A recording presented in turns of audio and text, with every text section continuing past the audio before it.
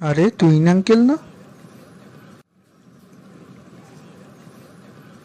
ফয়সাল, কেমন আছো?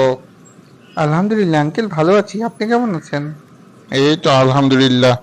অনেকদিন পর দেখা হলো। তা এদিকে কোথায় যাচ্ছ? আমি আমার বন্ধুর বাসায় যাচ্ছি। আপনি এত ভোরে কোথায় যাচ্ছেন? ভোর মানে? এখন 10:30টার উপরে বাজে। আমি অফিসের দিকে যাচ্ছি। ও আচ্ছা। তোমার কি রাতে ঘুম ভালো হয়নি? তোমাকে দেখে ক্লান্ত মনে হচ্ছে। আজ সকাল সকাল ঘুম থেকে উঠেছি তো, এই জন্য।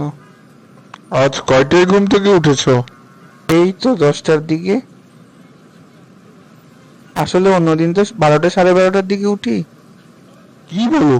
সকাল হয় 6টা বাজে আর তুমি ঘুম থেকে উঠে 12টা বাজে? হ্যাঁ, ঘুম থেকে উঠতে একটু দেরি হয়। আসলে আমি ঘুমাতে যাইও দেরিতে।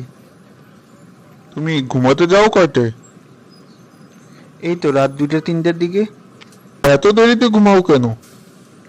আসলে মোবাইল নিয়ে বসলে আর খেয়াল থাকে না, ঘুমাতে ঘুমাতে 2টা, 3টে বেজে যায়। তুমি কি জানো না দেরিতে ঘুমানো আর দেরিতে উঠা স্বাস্থ্যের জন্য ক্ষতিকর?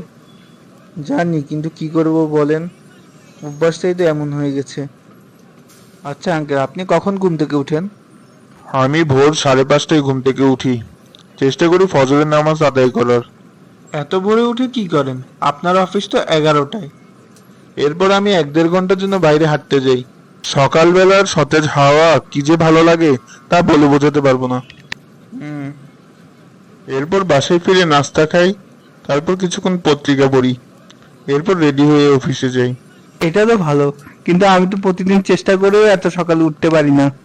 রাতে তাড়াতাড়ি ঘুমালে সকালে তাড়াতাড়ি উঠতে পারবে, কিন্তু এর জন্য তোমার চেষ্টা ও তাগিদ প্রয়োজন। ইচ্ছা থাকলেই উপায় হয়।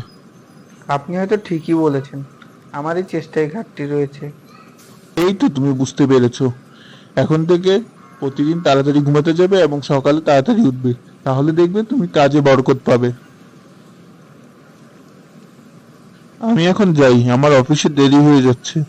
আপনার সাথে কথা বলে ভালো লাগলো। আমার জন্য দোয়া করবেন। হ্যাঁ, অবশ্যই। তোমার মা বাবাকে আমার সালাম জানিও। না, এখন থেকে চেষ্টা করব দ্রুত ঘুম থেকে ওঠার।